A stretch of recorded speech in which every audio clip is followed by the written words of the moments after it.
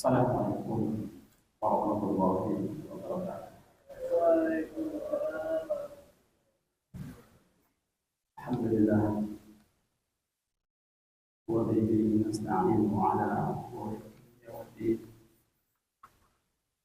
La ilaha illallah wahdahu la syarika lahu. Asyhadu anna Muhammadan abduhu wa rasuluh. Allahumma shalli wa sallim ala nabiyyina Muhammadin wa ala alihi wa ashabihi wa ala man tabi'ahum bi ihsanin ila yaumiddin. Amma ba'd. Alhamdulillah jamaah yang Allah. Sebelum kita melanjutkan pembacaan buku kita, marilah kita senantiasa menambah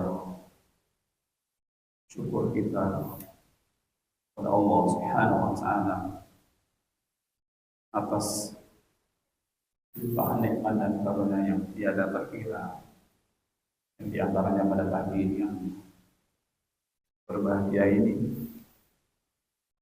Allah masih berkenan memberikan kesempatan dan kesehatan kepada kita bersama sehingga kita bisa mengawali aktivitas hari ini dengan rangkaian ibadah yang mulia. Jemaah yang Allah, barangkali di antara kita pada pagi hari ini khususnya kesiangan bangun ya, karena dari malam mayoritas masyarakat di negeri kita bersukacita, bergembira, mewujudkan rasa syukur untuk memperingati kemerdekaan negeri ini dengan beragam acara, dan diantaranya kalau di kalangan kita di Jawa ini ada istilah tirakatan gitu ya.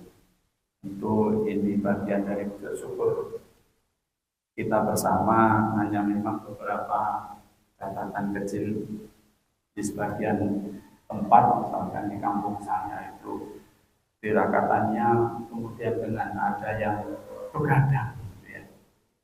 Begadang sehingga akhirnya susah untuk bangun akal. Ini sayang gitu ya. Jika adanya biasanya awal tepat waktu, adanya molor, jamaahnya juga berkurang banyaknya. Ini demikianlah yang bisa kita saksikan bersama sebagai bagian dari review atau mungkin refleksi kita bersama. Memang kita juga sadar sebelumnya karena itu semua berangkat atau berawal dari keterbatasan kita. Ya, masyarakat kita, saudara-saudara kita bersama. Memaknai, kalau istilah Jawa tirakatan gitu ya, memaknai kata itu menjadi PR kita bersama. Terus kita saling asih asah asuh dengan masyarakat untuk kemudian kita sharing ilmu dan pengalaman, sehingga mungkin depannya nanti bisa lebih pas. Dan ada tirakatan misalkan itu apa, mungkin diawali dari kata tirakatan itu sebetulnya apa. Untuk itu sudah kita paham, tirakat itu kan bahasa serapan ya. Karena kalau bahasa Jawa asli nggak ada tirakatan. Jadi bahasa Arab gitu ya. Diambil dari kata thariqah, berarti tirakatan itu upaya menempuh satu jalan untuk melakukan kebaikan ya. Tentu sebagai wujud rasa syukur ketika mendapatkan nikmat Allah, mungkin begitu ya.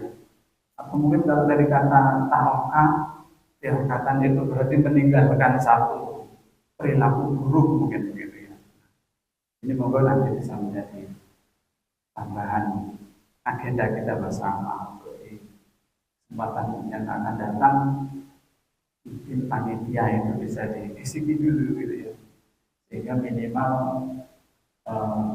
wujud rasa syukur atau istilah tirakatan itu lebih tepat pada makna sesungguhnya yang digadang.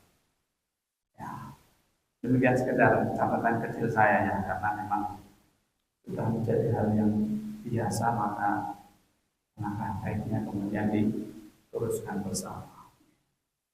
Salawat dan salam semoga tercurah atas usul hasanah kita Muhammad Rasulullah sallallahu alaihi wasallam. Jemaah yang Allah, kita lanjutkan masih mukadimah dari buku kita ini tentang tauhid, dan kemarin sudah 3 urusan ayat kita baca, kita sampai ayat yang keempat, dan semoga bisa kita selesaikan karena ada 2 ayat 1 hadis. A'udzubillahi minasyaitonirrajim di surat An-Nisa ayat 36 yang terakhir kemarin. Belum.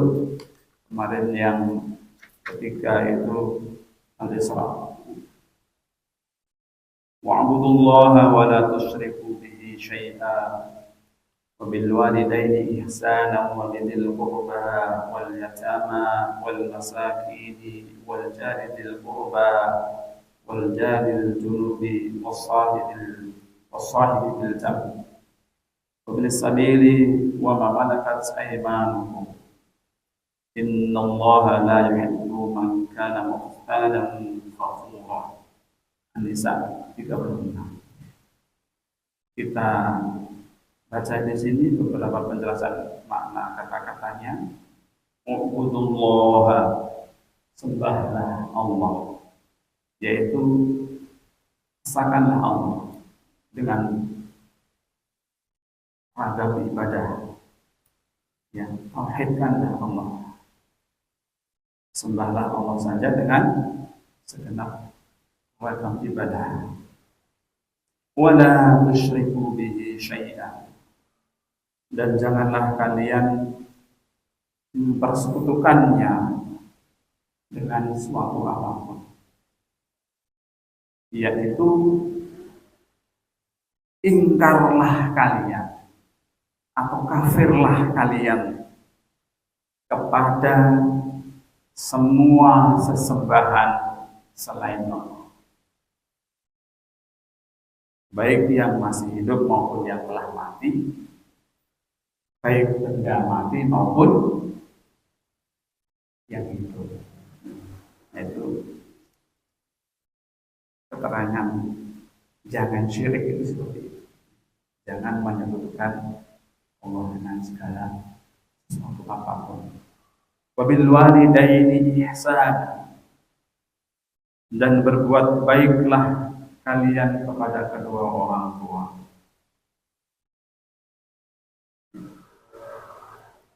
Sudah kita bahas kemarin di surat Al-Isra. Kemudian wabidil qurba,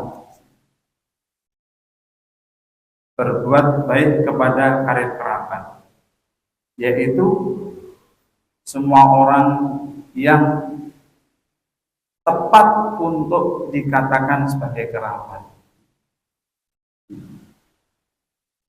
Kerabat dekat. Setiap orang yang tepat untuk dikatakan sebagai kerabat.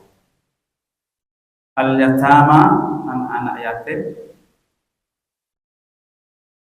yaitu setiap anak yang ditinggal mati oleh bapaknya dan belum berusia balik, belum dewasa. Al-masakin, orang-orang miskin, yang ini semakna dengan fakir, yaitu orang-orang yang kurang mampu memenuhi kebutuhannya sendiri, ya. Kemudian al-jaru dzil qurba, tetangga yang dekat, yakni tetangga yang rumahnya berdampingan. Namun ada sebagian ulama yang menjelaskan bahwa yang dimaksud dengan tetangga dekat adalah tetangga yang memiliki hubungan kekerabatan. Al-jarul junubi, tetangga yang jauh, yakni tetangga yang tidak memiliki hubungan kekerabatan.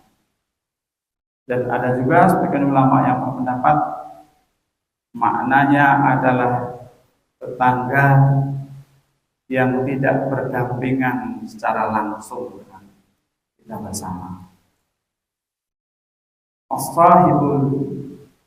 As-sahibu bil jambi, teman sejawat, yaitu setiap orang yang menyertai kita bersama, yang mengharapkan kemanfaatan dari kita.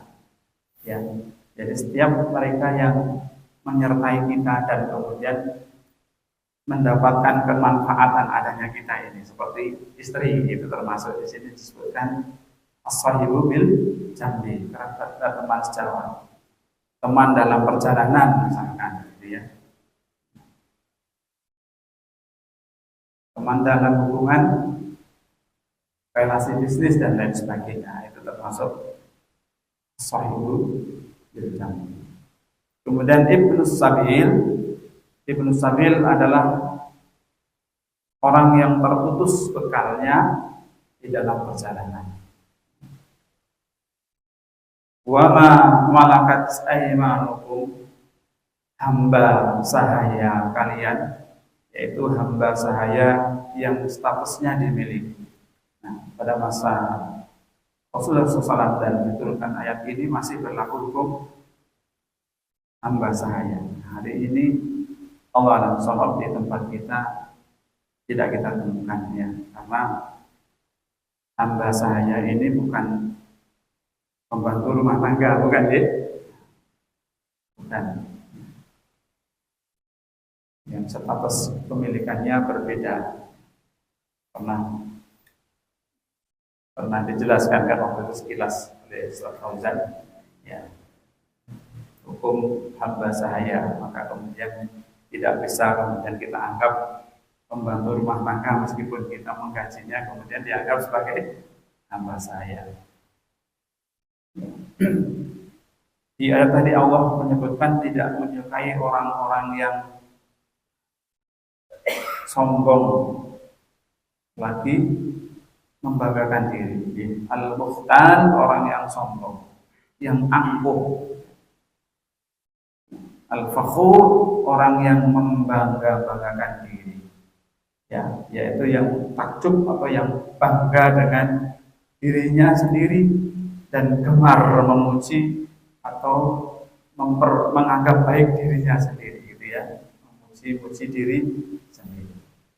Ya, demikian beberapa makna terkait dari ayat ini, dan kita sampaikan beberapa faedah yang bisa kita ambil dari ayat yang mulia ini. Yang pertama, wajib beribadah hanya kepada Allah semata. Jadi 5 ayat nanti yang kita baca sebagai muqaddimah dari kitab Tauhid ini intinya sama, yaitu selalu diawali dengan kewajiban untuk beribadah hanya kepada Allah saja. Kemudian yang kedua, wajib berbakti kepada kedua orang tua dan mentaati keduanya selama bukan dalam kemaksiatan atau bukan dalam perkara yang mendatangkan kemadaratan bagi sang anak. Ditambahkan satu riwayat dari sabda Rasulullah SAW di sini, ya, larangan memberikan atau mendatangkan mudarat, ketaatan di dalam mudarat itu Rasul mengatakan la darara wala dirara, gitu ya. Tidak boleh memadaratkan atau membahayakan diri sendiri dan juga tidak boleh membahayakan orang lain. Yang ketiga, disyariatkan untuk menyambung silaturahmi dengan kerabat sesuai dengan kedekatan mereka kepada seseorang. Yang keempat, wajib berbuat baik kepada orang-orang yang berada dalam tanggungan dari anak-anak yatim dengan menjaga dan mendidik mereka dengan baik serta mengembangkan harta yang mereka miliki. Yang kelima, dianjurkan berbuat baik kepada orang-orang miskin dan jenis-jenis perbuatan baik segala macam yang terkait dengan urusan membuat baik orang-orang miskin, ya. Dan yang keenam, kewajiban memenuhi hak tetangga. Yang ketujuh, memotivasi untuk memberikan bantuan kepada setiap orang yang menyertai hidup kita, yang berharap kemanfaatan dari kita, baik teman dalam perjalanan ataupun ketika berada di tempat, dan juga yang semacam itu. Yang kedelapan, kewajiban membantu orang yang kehabisan bekal di dalam perjalanan. Yang kesembilan, wajib berbuat baik kepada hamba sahaya atau budak. Yang kesepuluh, diharamkan bersikap sombong dan angkuh. Dan yang terakhir, ayat ini menetapkan bahwa Allah Subhanahu wa taala itu memiliki sifat mencintai. Demikian jawaban Allah.